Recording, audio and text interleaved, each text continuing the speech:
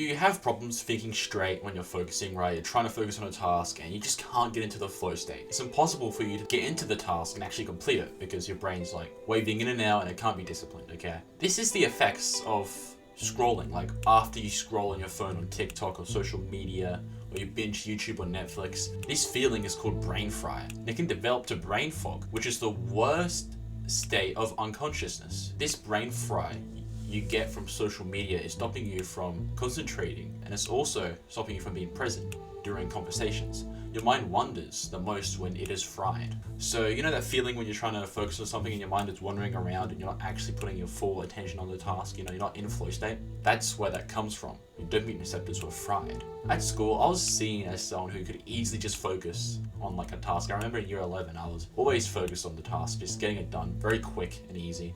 And some people were quite amazed. The reason why was because I knew how dopamine worked and I was able to use that to my advantage, because with how I understood dopamine, it enabled me to get into a flow state easier. How does this work? So first of all, I never checked my phone, especially during mornings and school hours. Never check your phone during the morning, okay? Because when you do something in the morning, it translates throughout the rest of the day. That's why Jordan Peterson always tells you to do your bed in the morning, because you start taking more responsibility throughout the entire day. I never checked my phone during school times and morning times at all. And I didn't use social media that much. I didn't even use Instagram back then at all. And when I was at home, I was doing productive tasks instead of scrolling on the internet. So I was a killing machine when it came to getting to flow state because of that. So as a result, I became a very fast worker.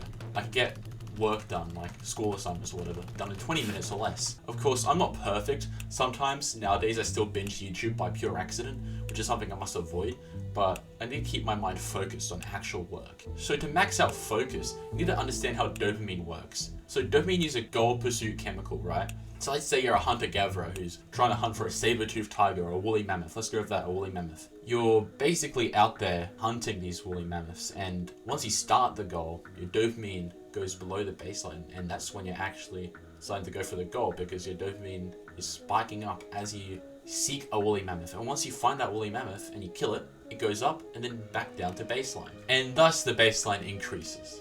But when you abuse social media, this is what it looks like.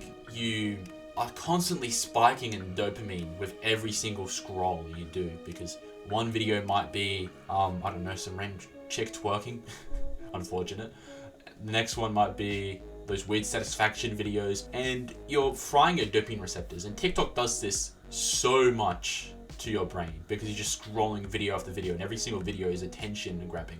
So thus your dopamine baseline lowers, and so does your attention span, because you just had so much spikes. So when you pursue a goal now with the lower baseline, it's harder to pursue it because you just fried your dopamine receptors. So how do you reverse this damage? First of all, you must avoid these bad habits. I'm talking about social media abuse, TikTok, video gaming as well. People are going to get very angry at me for saying that, but it's just the truth. And PMO, which is just, adult content. You should avoid that at all costs, because that's just bad for everything, really.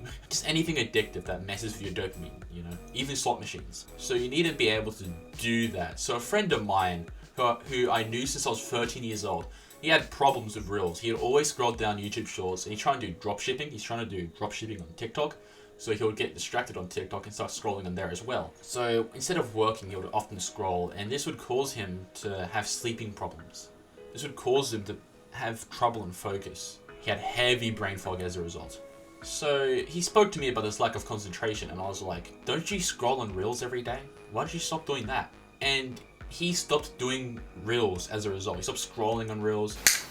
He stopped watching TikTok. And not only did he become more concentrated, he could easily get into a flow state, he was so much more relaxed. And also, he can now get good sleep.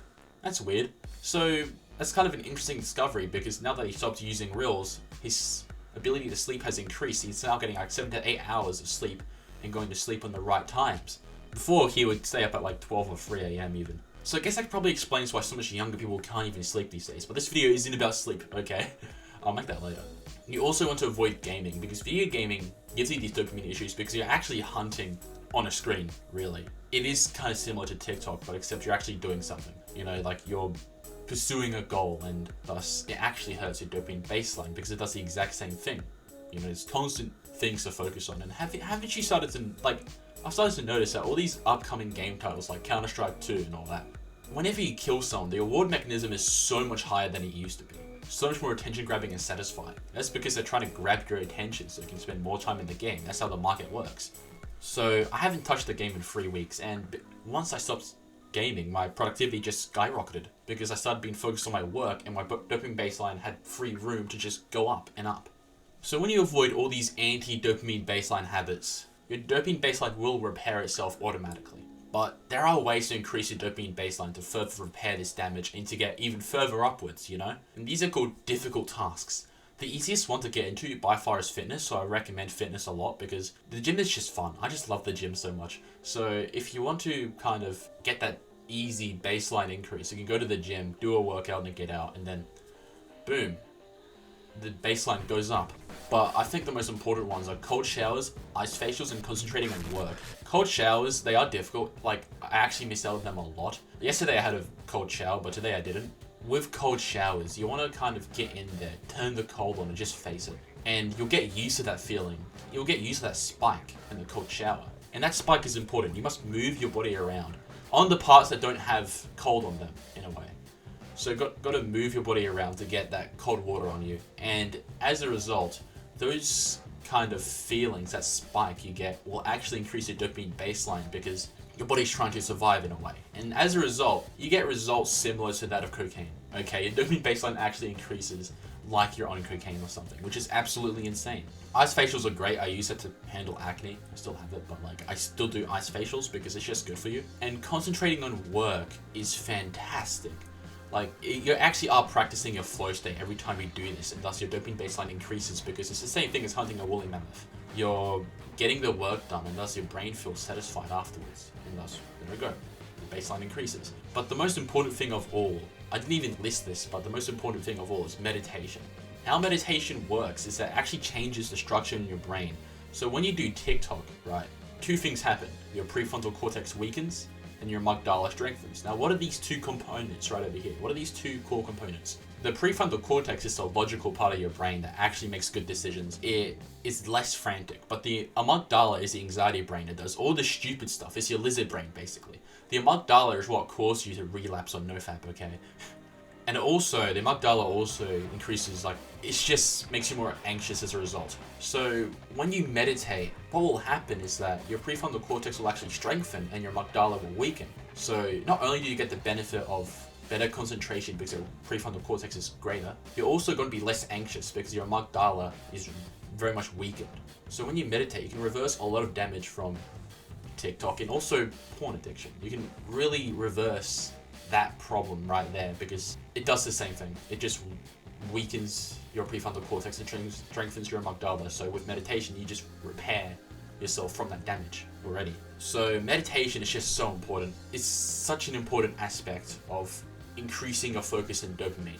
So once you understand how dopamine baseline works, your productivity will skyrocket because you're able to just get into a flow state so easy. It's not even funny. It's actually crazy, you know?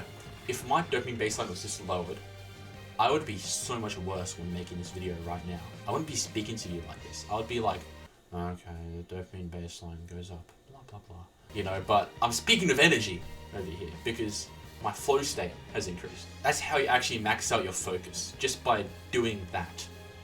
And it's quite simple. Anyway, have a great time.